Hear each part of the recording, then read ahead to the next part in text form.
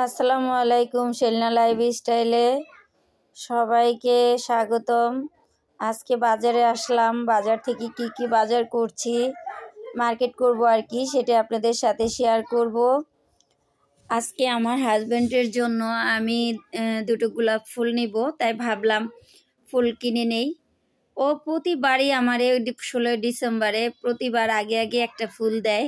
আজকে ভাবলাম যেহেতু 3 তারিখ ডিসেম্বরের, আমি একটা ফুল ওকে দিয়েই দেই, তাই আমি দুটো ফুল নিয়েছি। দোকানদার বলতেছে, আপু যদি ভাইয়ের কিসের জন্য ফুল নেবেন? আমি বলতেছি কি, আপনার ভাইয়ের জন্য। আপনার ভাই প্রতি বছর আমাকে ফুলের ভালোবাসা দেয় 16 ডিসেম্বরে। বলে কি এরপরে আসবেন, আমি কি আপনাদের বিবাহিত জীবন কত দিনের? আমি বলি যে 20 থেকে 25 বছর হবে। তা বলল যে আপু তাহলে 25 বছর যদি হয় তাহলে আমি আপনাকে 25টা ফুলের দিয়ে আপনাকে একটা ফুলের তরা সাজিয়ে দিব, আপনি ভাইকে গিফট করবেন, খুব খুশি হয়ে যাবে। আমি বললাম কি ঠিক আছে ভাই। তারপরে নিয়ে চলে আসছে। এই পাশে দেখি কি এক ভাই এটা কি বলে যেন, শামপাপুরি মনে হয় বলে, সেটাই আমি জিজ্ঞেস করতেছি দাম কত। বলতেছে যে একটা 60 টাকা। আমি বলতেছি কি বলেন, এক পিস 60 টাকা? বলে হ্যাঁ। আমাকে ঠিক আছে তাহলে এক পিস দেন।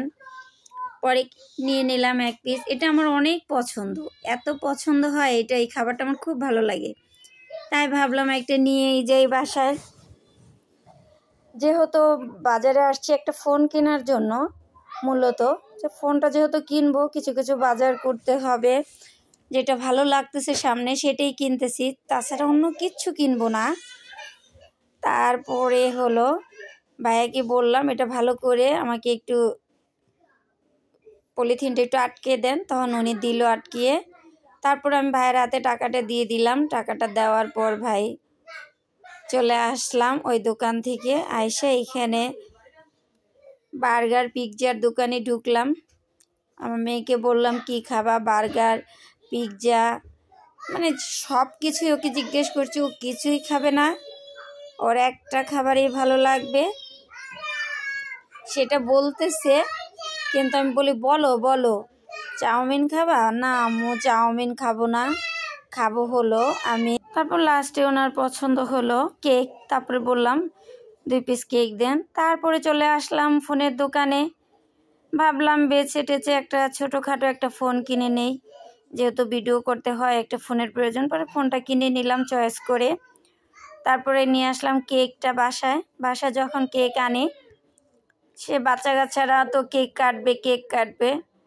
যেহেতু আজকে আমাদের ছোট বাবুটার জন্মদিন, আগামীকালকে আমার শাশুড়ির মৃত্যুবার্ষিকী, এজন্য আমরা সেরকম কিছু আয়োজন করি নেই। আর বাচ্চারা তো বুঝে না, ওরা অনেক কান্নাকাটি করে, তখন কি করব, কোনো রকম যে একটু বুঝ দিলাম যে না নেও, একটা কেক এনে দিয়েছি তুমি কাটো। তারপরে একটা ছুরি দিয়ে দেখেন কি সুন্দর করে কেটে খাওয়াই দিতেছে। আমাকে খাওয়াই দিল, ফুপিকে খাওয়াই দিল, সবাইকে খাওয়াই দিচ্ছে। এই তো বাচ্চাদের আনন্দ, ওরা তো আর কিছু বোঝে না।